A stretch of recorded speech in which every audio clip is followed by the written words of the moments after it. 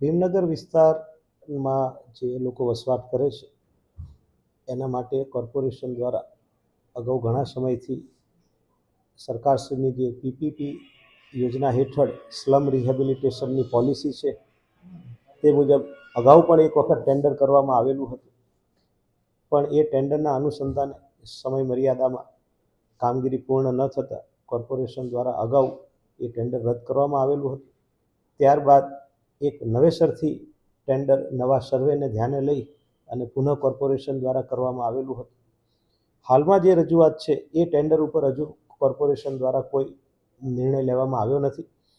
હાલ જે આવેદનપત્ર આપેલું છે લોકોની રજૂઆત એવી છે કે આ ટેન્ડર પણ રદ કરવામાં આવે અને પીપીપી યોજનામાં તેઓની સંમતિ નથી. મીનવાઇલ આ બાબતમાં એક હાઈકોર્ટ મેટર પણ થયેલી છે. નામદાર હાઈકોર્ટે તાજેતરમાં એનો એક મીડિયેશનનો ચુકાદો આપેલો છે.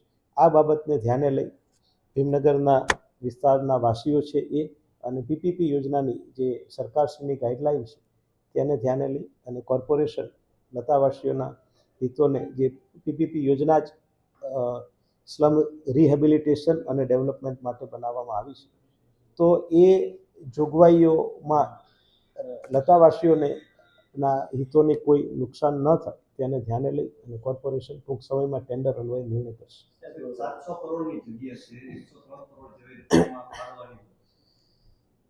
700 કરોડની જગ્યા છે એ આ બધા લોકોનું કિંમતને વેલ્યુએશન છે. રાઈટ, જગ્યાના વેલ્યુએશન બાબતે કોઈ કોમેન્ટ એટલા માટે ન આપી શકાય કે આ દરેક વ્યક્તિના પોતાનો જજમેન્ટ અને એનો પ્રશ્ન છે.